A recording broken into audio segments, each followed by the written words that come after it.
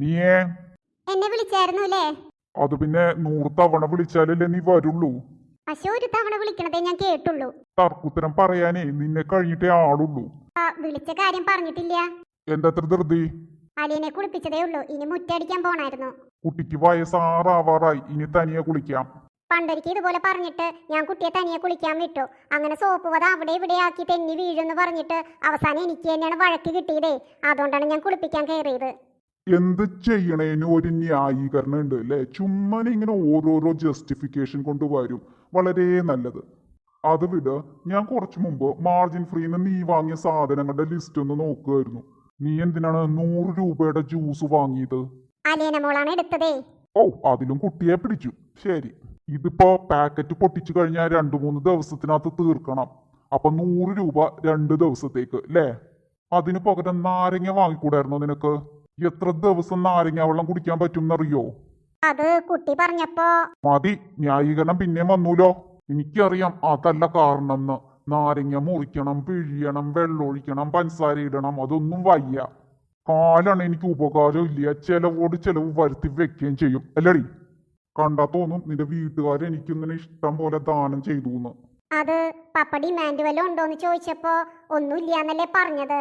അതാണ്. ഓ, അതാണ് കാര്യം. ഡിമാൻഡ് ഇല്ല എന്ന് പറഞ്ഞു കഴിഞ്ഞാൽ ധർമ്മ കല്യാണം അങ്ങോട്ട് കഴിച്ചു വിടുക അല്ലേ? എന്നാലും ആവശ്യത്തിന് പൊന്നിട്ടിട്ടുണ്ടായിരുന്നല്ലോ ഞാൻ. എന്നിട്ട് നാട്ടുകാരെ കാണിക്കാൻ ഇട്ടതോ? അതും അടിച്ചു പരത്തി ചളുങ്ങണ സാധനം. കണ്ട ഇരട്ടി പൊലിമ തോന്നിപ്പിക്കാൻ. അത് ഇച്ചായന്റെ ലോക്കറി തന്നെയല്ലേ ഇരുന്നത്? അതെ, അത് പിന്നെ മാറ്റിയില്ലോ.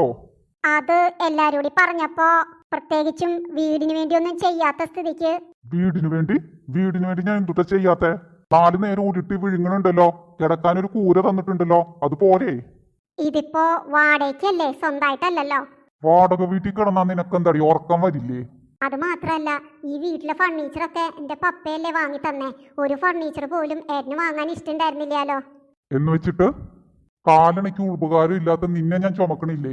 അതിനപ്പുറം ഒന്നും ആ കിളവൻ തരുന്നില്ലല്ലോ. ഉണ്ടോ? ആ, എവിടെ 2 പേര് സംസാരിക്കണോ അതിനിടയിൽ ഇവള് കയറി വരും. ഇവള് നിക്കണോണ്ട് കൂടുതൽ പറയാനും പറ്റില്ല. നേരെ ചെന്നിട്ട് അങ്ങോട്ട് നീയുടെ വീട്ടുകാരടുത്ത് പറഞ്ഞു കൊടുക്കും. അസത്ത്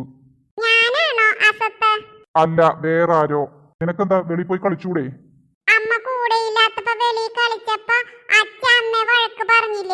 ആ, ഇപ്പൊ പറയില്ല. പോയി കളിച്ചോളൂ.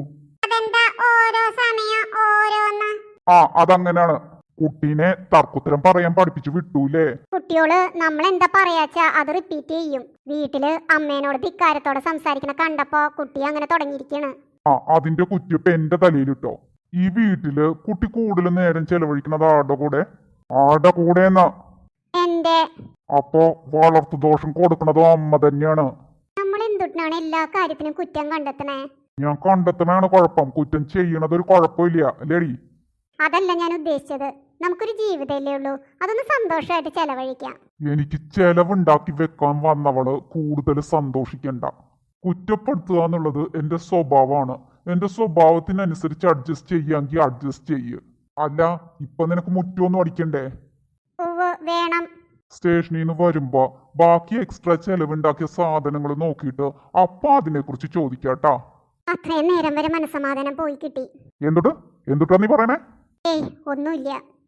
ഇപ്പൊ ഞാൻ ഡ്രസ് ചെയ്യാൻ പോവാണ്. ബ്രേക്ക്ഫാസ്റ്റ് എടുത്ത് വെക്കുക.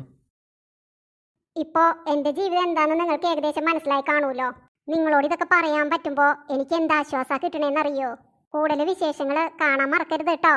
ഒന്ന് സബ്സ്ക്രൈബ് ചെയ്ത് ലൈക്ക് ചെയ്തേക്കൂ.